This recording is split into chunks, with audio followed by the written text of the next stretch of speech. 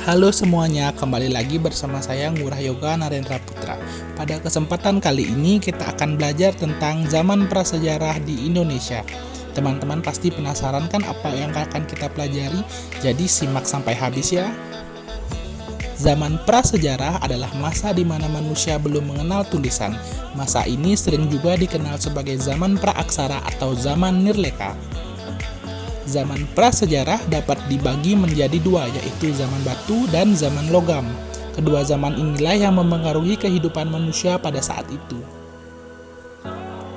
Zaman batu sendiri dapat dibagi kembali menjadi empat. Yang pertama zaman Paleolitikum, di mana kehidupan manusia saat itu hidup dalam kelompok kecil serta berpindah-pindah dan melakukan kegiatan food gathering seperti berburu dan meramu, dan alat-alat yang dihasilkan masih sangat kasar.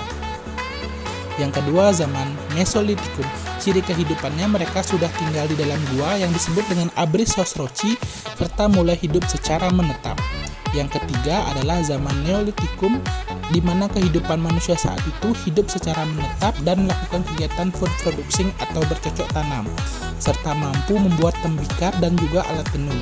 Jadi, kehidupan manusia saat ini sudah mulai berkembang lebih pesat.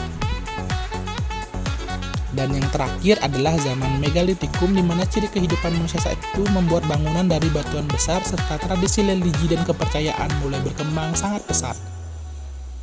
Pembabakan zaman logam.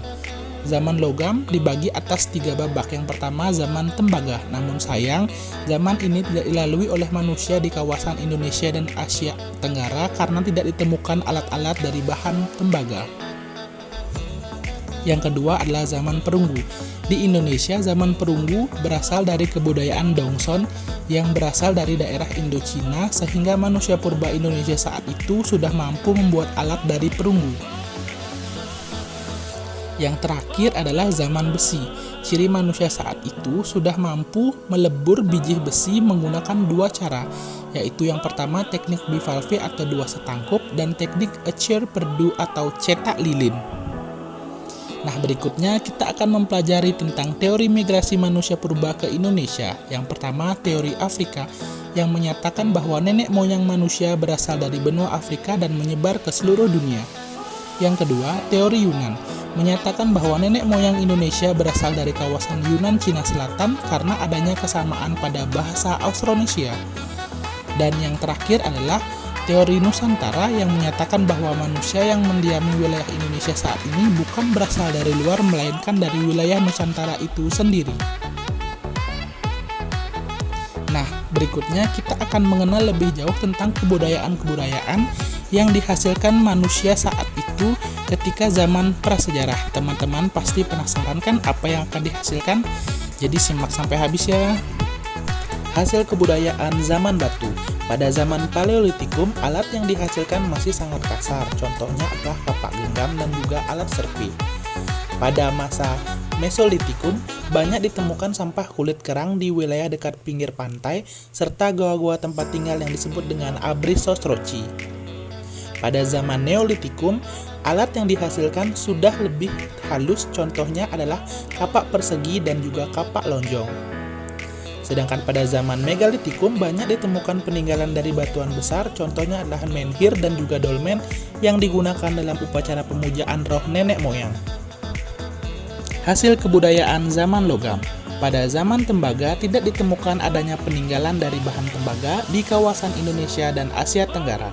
Sedangkan pada zaman perunggu ditemukan beberapa peninggalan seperti arca perunggu, kapak corong, serta nekara. Dan yang terakhir adalah zaman besi. Pada zaman ini ditemukan beberapa peninggalan seperti mata panah dan pisau besi yang umumnya digunakan untuk berburu serta perlindungan diri. Setelah membahas peninggalan-peninggalan pada masa prasejarah di Indonesia, kurang lengkap jika kita tidak membahas manusia-manusia pendukung yang menciptakan kebudayaan-kebudayaan pada masa prasejarah di Indonesia.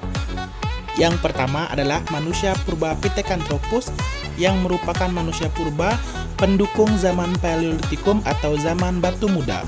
Yang kedua adalah ras Papua Melanozoic, yang merupakan masyarakat pendukung pada zaman Mesolitikum.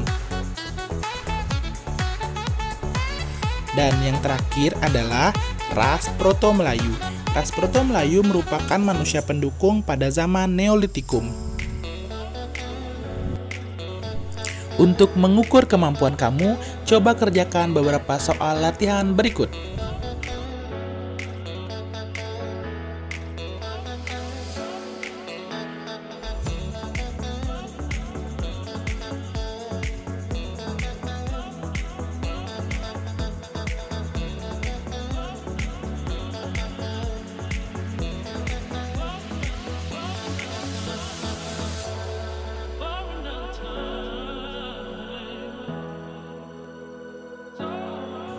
Sebagai tugas di rumah, coba kerjakan soal berikut. Jika sudah tahu jawabannya, silahkan tulis di kolom komentar. Terima kasih atas waktu dan perhatian teman-teman pada pembelajaran kali ini. Sampai berjumpa di pembelajaran berikutnya dengan topik yang jauh lebih seru. Created using Powtoon.